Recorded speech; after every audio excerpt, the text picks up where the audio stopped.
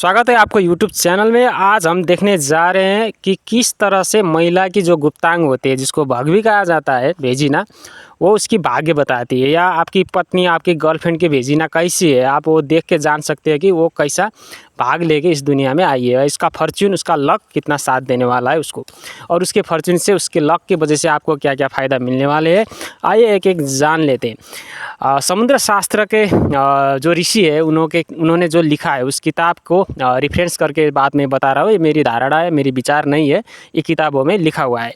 तो जिस स्त्री के गुप्तांग दाई ओर को कुछ अधिक उन्नत हो, वह पुत्र संतति को अधिक जन्म देने वाली होती है। वैसे ही जिस स्त्री की गुप्तांग बाईं ओर की कुछ अधिक उन्नत हो, वह कन्या संतति को जन्म देने वाली होती है, ऐसे शास्त्र में कहा गया है। ऐसे ही जिस स्त्री की गुप्तांग में 3 रेखा हो, या जिस स्त्री की गुप्तांग 3 रेखाओं से युक्त हो, वह बाँझ होती है। और जिस स्त्री की योनि का आकार खपरेल हो, वह भी दासी होती है, दूसरी की सेवा करके अपने जीवन की भरण पोषण करती है और अभागी होती है, उसके भाग्य उसको साथ नहीं देता।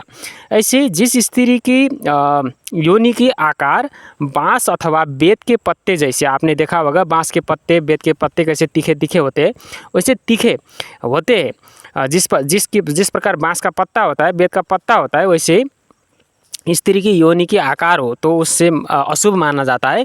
वैसे स्त्री भी अभागी होती है और दूसरों के लिए भी दुर्भाग्य के कारण बन जाती है। इस तरह से समुद्र शास्त्र में बताया। और ऐसे ही और एक लाइन पे हम जान लेते हैं। और भी इसमें बहुत सारी चीज़ें हैं, जैसे कि किसी स्त्री की गुप्तांग में बहुत ज़्यादा रोम ज़्यादा हो तो भी वो अशुभ माना जाता है।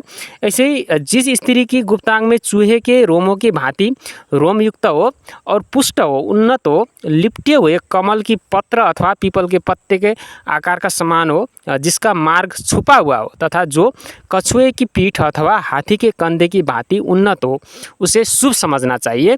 तो जिस स्त्री की योनि के आकार पीपल के पत्ते, पान के पत्ते जैसे हो, उन्नत हो, जिसकी योनि का जो द्वार है वो छुपा हुआ हो और बहुत पतली पतली सा रोम हो, तो वो सौभाग्यशाली होती है, अपने लिए भी और अपने पुरुष के लिए भी, अपने पति के लिए भी वो बहुत सारे सौभाग्य लेके आती है। ऐसे ही जिस स्त्री के गुप्तांग हाथी के समान रोम, हाथी के रोम जो होते हैं बहुत कड़े होते हैं, देखने में बहुत वो कठोर लगते हैं।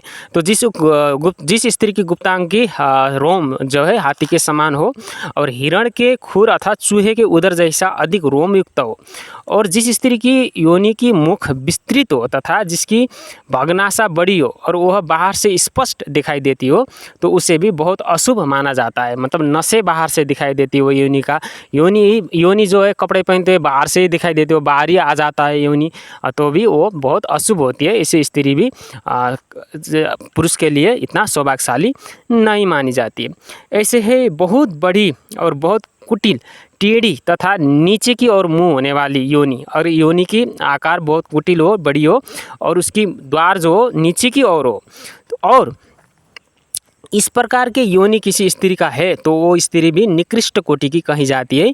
और ऐसी स्त्री अथवा ऐसी गुप्तांग वाली स्त्री दुर्भाग्यशाली होती है, अपने दाम्पत्य जीवन के लिए, अपने पति के लिए और खुद के लिए भी वो दुर्भाग्यशाली होती है। उसको बहुत बड़ा दुर्भाग्य का सामना करना पड़ता है, हो सकता है उसको अपनी इच्छा विपरीत के काम भी करना पड़े। तो इस तरह से समुद्र शास्त्र में योनि की आकार से भी महिलाओं की भाग्य की निर्धारण किया जा सकता है। इस प्रकार से हमारे ऋषि मुनियों ने उस टाइम रिसर्च करके, खोज करके बहुत सारे स्त्री की योनियों पे उसको लगा के उसको एक्यूरेट पाया और किताबों में लिख दिया, जो आज हम अध्ययन करते हैं। और ये आज के युग में भी 100% सही माना जाता है। और आप समाज में देखेंगे, आप किसी जैसे कि पोर्न मूवी में खेलने वाली, जो पिक्चर में खेलने वाली महिलाएं होती हैं, उनके योनि के आकार आप देखिए, तो इसी प्रकार से आप अशुभ लक्षण उसमें भरा हुआ